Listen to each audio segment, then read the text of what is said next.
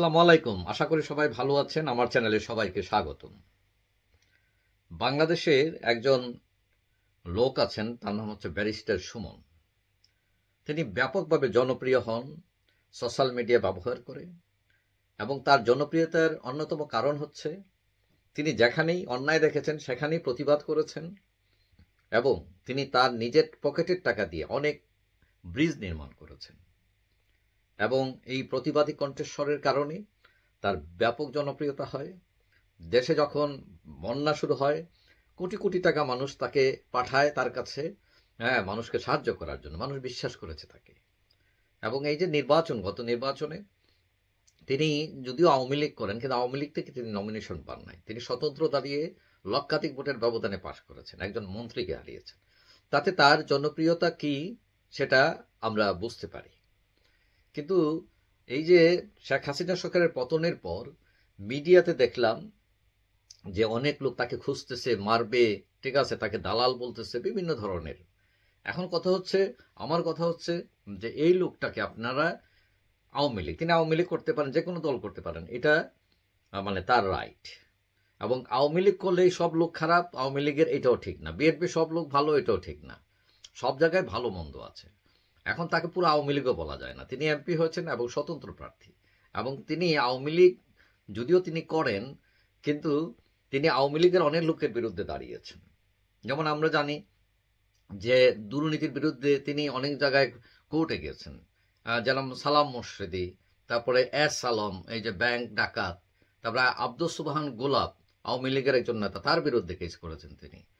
তারপর পুলিশের যে টাকা মেরে চলে গেছে বেনজির, তারপর কর কমিশনার মতিউর, তার ফুটবলার সালাউদ্দিন, এরকম অনেকের বিরুদ্ধে তিনি মামলা ঠুকে দিয়েছেন। তো সুতরাং তিনি যদি ওই রকম পাপী হতেন, অন্ধ হতেন, তাহলে এটা করতেন না। কারণ তিনি যে দল করেন সেটা হলো মানুষের দল, আমি মনে করি। এখন কথা হলো ভুলভ্রান্তি থাকতে পারে মানুষের। এখন তার সমস্যা কোথায়? তিনি একটা জায়গায় বলছেন যে তিনি হাসিনার ব্যাপারে আপোষ করবেন না। এটা তার ভুল। কারণ তিনি তো নীতির পূজা করবেন, তিনি তো ব্যক্তির পূজা করবেন না, আদর্শের পূজারী হবেন।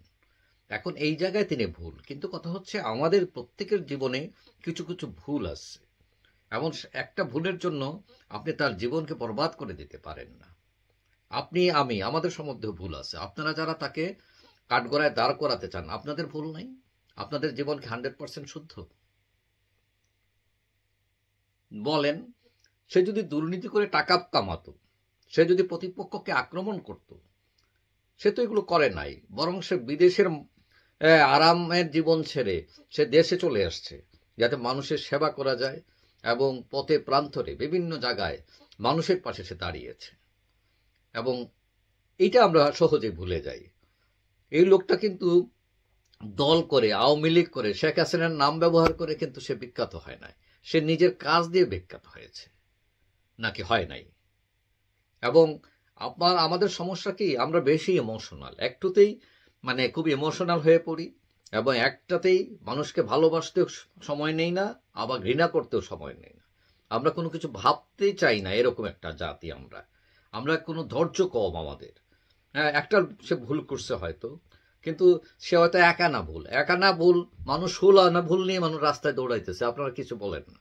আর যার একা না ভুল হয়েছে, তাকে মারে ফেলবেন, পিটাই ফেলবেন, সে বাসাতে বেরোতে পারবেন না, এই ধরনের একটা ব্যাপার। এখন কথা হচ্ছে তিনি কিন্তু হিরো, যাই বলেন না কেন। হিরোদের স্বভাব কি? হিরোরা কিন্তু মরে না।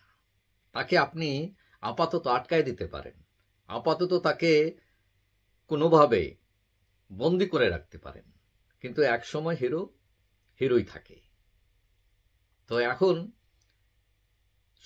ব্যারিস্টার সুমন, সে তার কাজ দিয়ে সে হিরো হয়েছে। এখন আপনি সুযোগ বসে তার উপর যতই কূপ মারেন না কেন, হিরোই থাকবে, এটা আমার বিশ্বাস। তাই বলে আমাকে মনে করেন না আপনি দালাল। কারণ ব্যারিস্টার সুমনকে আমি চিনি না, কোনো তার সাথে আমার দেখা হয় নাই।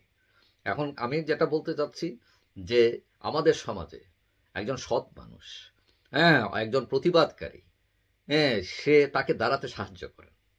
তার পরিচয় তো সেটা দিয়ে সেই যে এই জায়গায় উঠে আসছে, সে তার প্রতিবাদ দিয়ে উঠে আসছে, সে তার সততা দিয়ে এই জায়গায় উঠে আসছে।